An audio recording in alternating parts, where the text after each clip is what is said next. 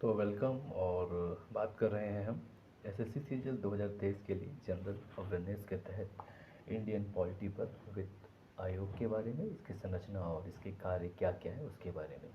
तो वित्त आयोग की अगर हम बात करें तो वित्त आयोग के बारे में भारतीय संविधान के भाग 12 में और अनुच्छेद की अगर हम बात करें तो अनुच्छेद 280 में वर्णन किया गया है।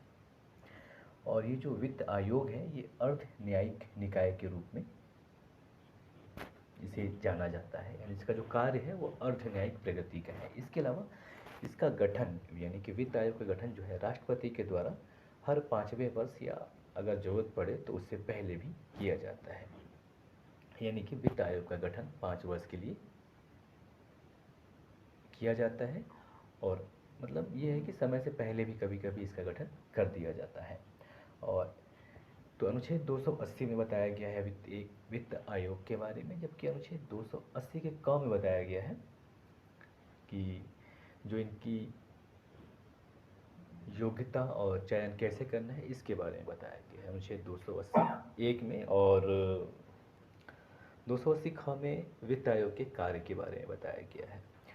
और अगर हम वित्त आयोग की संरचना की बात करें तो इसमें कुल 5 सदस्य होते हैं, जिसमें एक अध्यक्ष होता है और 4 सदस्य होते हैं।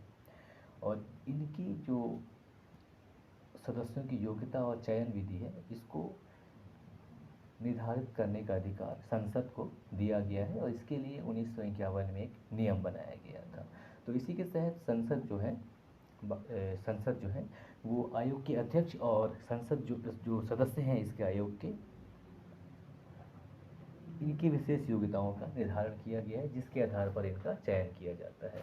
तो अध्यक्ष की अगर हम बात करें तो अध्यक्ष को सार्वजनिक मामलों का अनुभवी होना चाहिए, उसे अध्यक्ष बनाया जाता है। जो 4 सदस्य हैं उनके लिए निम्न वांछित योग्यताएं होनी चाहिए। पहला ये है कि किसी भी उच्च न्यायालय का न्यायाधीश या इस पद के लिए योग्य व्यक्ति हो, उसे इसका सदस्य बनाया जाता है। और दूसरा सदस्य ऐसा व्यक्ति होना चाहिए जो भारत के लेखा एवं वित्त मामलों का विशेष ज्ञान रखता हो, उसे वित्त आयोग का सदस्य बनाया जाता है। और तीसरा सदस्य ऐसा व्यक्ति होना चाहिए जिसे कि प्रशासन और वित्तीय मामलों का व्यापक अनुभव हो, उसे वित्त आयोग का सदस्य बनाया जाता है।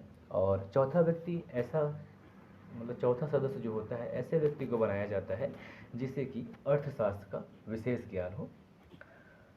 तो ये वित्त आयोग की संरचना हो गई, यानी कि एक अध्यक्ष होता है और 4 सदस्य होते हैं। और आयोग की अगर हम कार्य की बात करें तो जो वित्त आयोग है इसका कार्य है कि भारत के राष्ट्रपति को कुछ मामलों पर सिफारिशें करता है, जिसमें पहला है कि संघ एवं राज्यों के बीच जो कर हैं उनके शुद्ध आगम और यानी कि कैसे ग्रहण किया जाए और कैसे करों का वितरण किया जाए, इनके बारे में बताता है।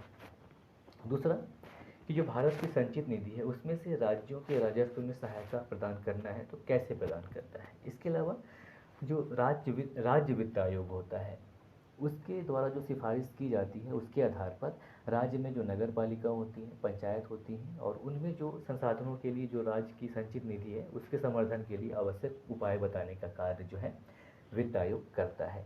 और इसके अलावा अनुच्छेद 281 के तहत, यानी कि अनुच्छेद 281 भी इम्पोर्टेंट है, इसमें क्या है कि वित्त आयोग की जो सिफारिशें होती हैं उसको राष्ट्रपति संसद के दोनों सदन के समक्ष रखता है। यह अनुच्छेद 281 में कहा गया है। और राज्य वित्त आयोग की अगर हम बात करें तो राज्य वित्त आयोग की स्थापना 243 आई में इसके लिए बताया गया है, यानी कि 243 झ के तहत राज्य वित्त आयोग का विवरण दिया गया है। और वर्तमान वित्त आयोग की बात करें तो वर्तमान जो वित्त आयोग चल रहा है ये 15वां आयोग चल रहा है, जिसे कि वर्ष 2017 में नियुक्त किया गया था। और इसने अपना रिपोर्ट जो है सन 2020 में दिया और इसे लागू किया गया 2020 से लेकर 2025 तक।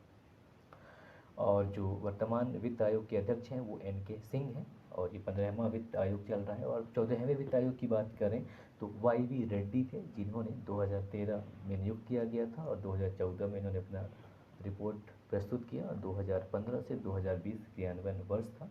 जबकि प्रथम वित्त आयोग के अध्यक्ष जो थे वो KC नियोगी थे। तो ये था वित्त आयोग से संबंधित संक्षिप्त जानकारी। जय हिंद।